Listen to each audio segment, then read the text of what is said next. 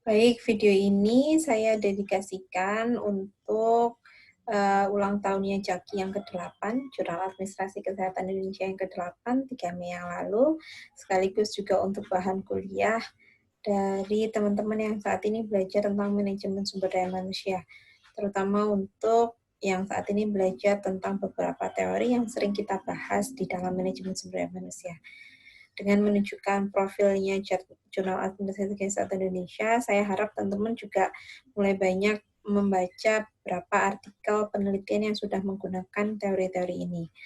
Jadi mungkin sambil saya menerangkan sejenak tentang apa itu sejarahnya Jurnal Administrasi Kesehatan Indonesia. Jadi Jaki di pertama kali menerbitkan artikel pada tahun 2013. Jadi saat ini kita sudah punya 8 tahun terbitan sampai 2020 ini.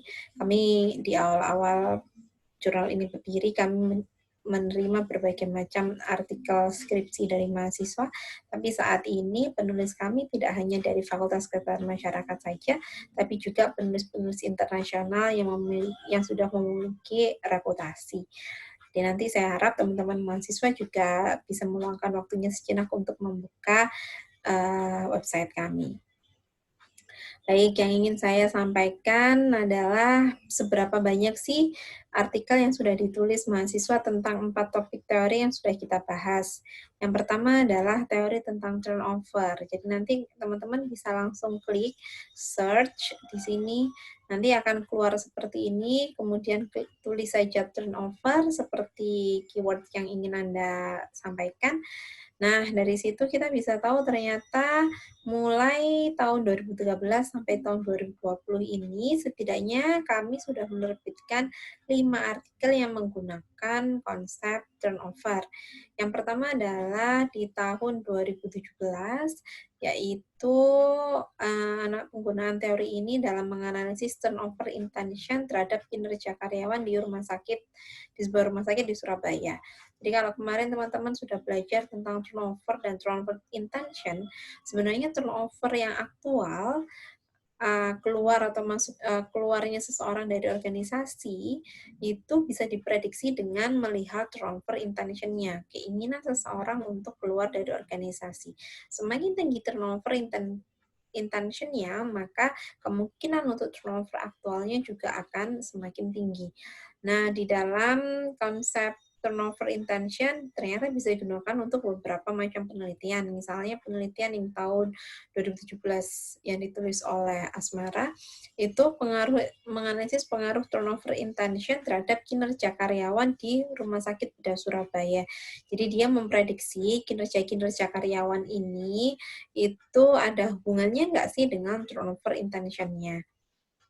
Nanti kalau kalian ingin mengetahui konsep mengenai artikel ini dengan lebih lengkap, tinggal diklik saja PDF-nya, nanti akan keluar bagaimana artikel ini ditulis, jadi artikel lengkapnya seperti apa. Di dalam artikel ini disebutkan misalnya hasil penelitian menunjukkan turnover intention itu ternyata berpengaruh terhadap kinerja karyawan. Jadi semakin orang itu punya keinginan untuk organisasi, ternyata kinerjanya itu juga akan semakin turun. Jadi ada hubungan antara saat seseorang ingin keluar dengan kinerja yang dia tunjukkan dalam organisasi. Itu salah satu pengimplementasian dari teori turnover. Nah, kemudian juga ternyata ada juga yang menulis tentang bagaimana kepuasan kerja dan komitmen seseorang terhadap organisasi itu akan mempengaruhi intention to live-nya dia. Intention to live ini sama ya dengan turnover intention. Jadi dia akan memprediksi orang yang seperti apa sih yang intention to live-nya tinggi, dilihat dari apakah orang itu puas atau tidak, atau dia komitmennya seberapa tinggi untuk organisasi. Kemudian ada juga yang menganalisis tentang budaya organisasi dengan kepuasan kerja. Ini juga dikaitkan dengan turnover-nya juga. Jadi ternyata memang kalau kita belajar tentang turnover teori, itu ada banyak hal atau faktor yang akan mempengaruhi turnover seseorang. tapi tidak langsung serta-merta dikaitkan dengan turnover, karena akan sangat susah sekali untuk langsung menganalisis turnover, karena kalau kamu mau menganalisis turnover, berarti yang harus kamu tanya adalah orang-orang yang sudah melakukan turnover, kemudian di tracing sebenarnya mereka kenapa sih kok keluar. Yang paling mungkin dilakukan sebagai bentuk preventif adalah menganalisis turnover intention-nya.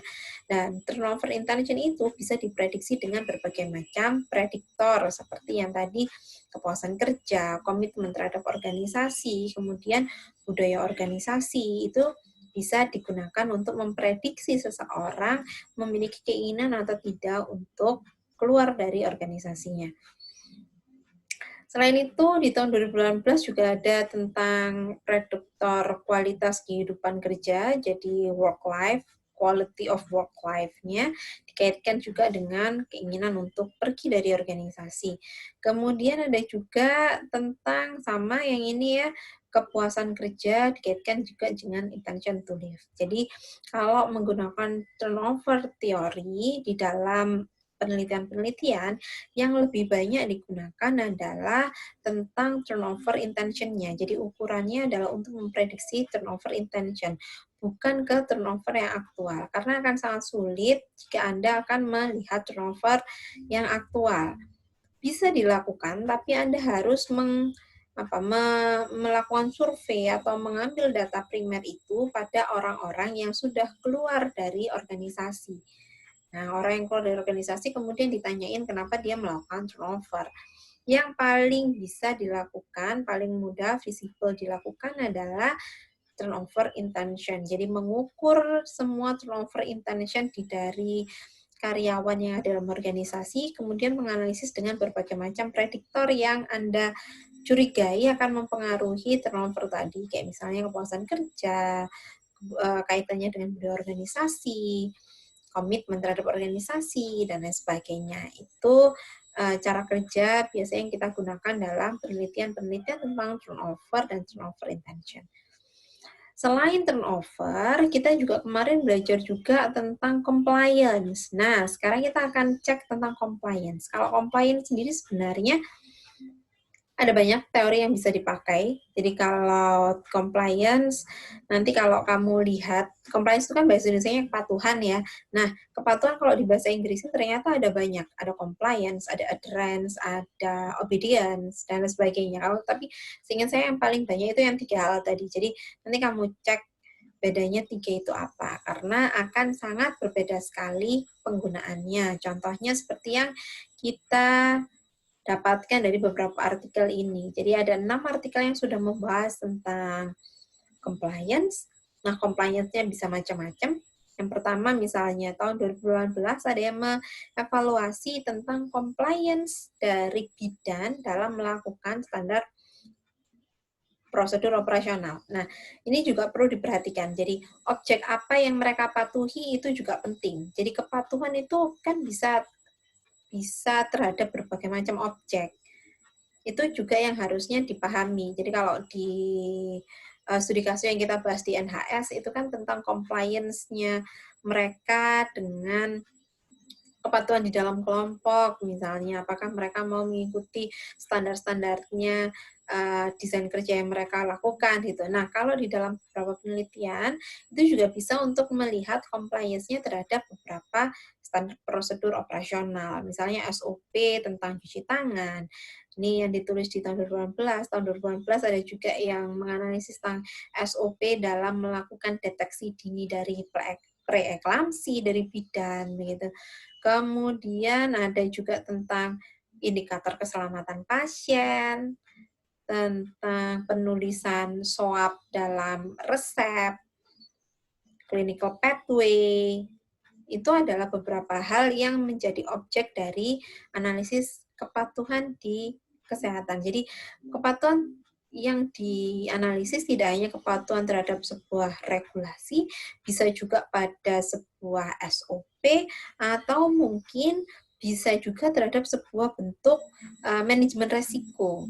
Jadi kayak mungkin nanti kamu bisa lihat di jurnal tentang K3 begitu ya, tentang bagaimana seseorang itu, karyawan itu patuh dalam melakukan berbagai peraturan atau manajemen resiko di dalam sebuah perusahaan. Itu juga bisa dilihat dari compliance theory. Nah, yang menarik adalah ada juga misalnya di nomor 3 ini ya, kepatuhan pasien rawat inap terhadap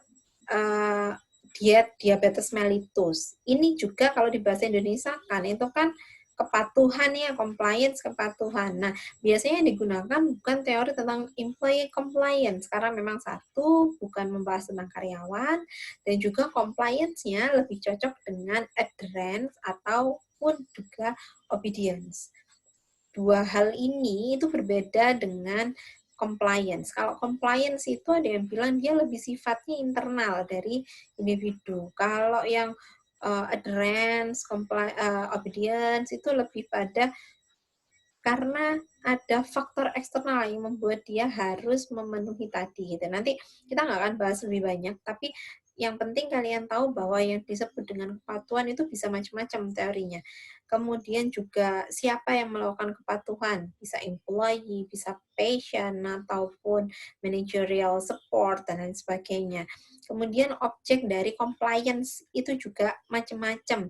Objeknya bisa peraturan-peraturan, standar operasional prosedur, manajemen resiko, dan lain sebagainya. Ada banyak hal yang bisa dilihat dengan compliance theory.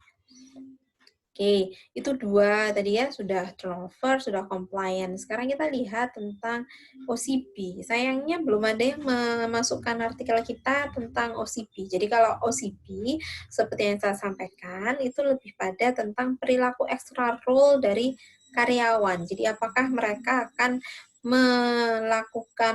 melakukan sesuatu itu di luar atau melebihi dari perannya menjadi seorang karyawan. Apakah dia mau membantu teman yang lain, ataukah dia mau meluangkan waktu lebih banyak untuk organisasi di luar jam kerjanya, itu yang disebut dengan OCP. Nanti kalau kalian mau nulis di Jaki, berarti sangat terbuka peluangnya kalau mau menulis tentang OCP, karena kita belum punya artikel-artikel yang membahas tentang OCP. Yang selanjutnya juga adalah person job. Sayangnya juga kita juga belum punya artikel tentang person job fit ini, termasuk juga person environment fit, saya barusan cek. Jadi kalau kita ingat, kalau di person environment fit itu kan ada banyak ya, ada person job fit, organization fit, person group fit, person vocational fit, dan lain sebagainya. Nah, person job fit belum ada yang nulis. Nanti kalau kalian ingin menulis tentang person job fit, silakan Anda masukkan ke jurnal kami. Baik, itu sedikit review tentang apa yang sudah ditulis dari para penulis kami di Jurnal Administrasi Kesehatan Indonesia. Saya sangat berharap teman-teman juga bisa menikmati hasil kerja dari Jurnal Administrasi Kesehatan Indonesia ini dan juga memberikan tulisan-tulisannya untuk Jurnal Administrasi Kesehatan Indonesia. Terima kasih atas perhatiannya untuk jurnal kami, support terus jurnal kami.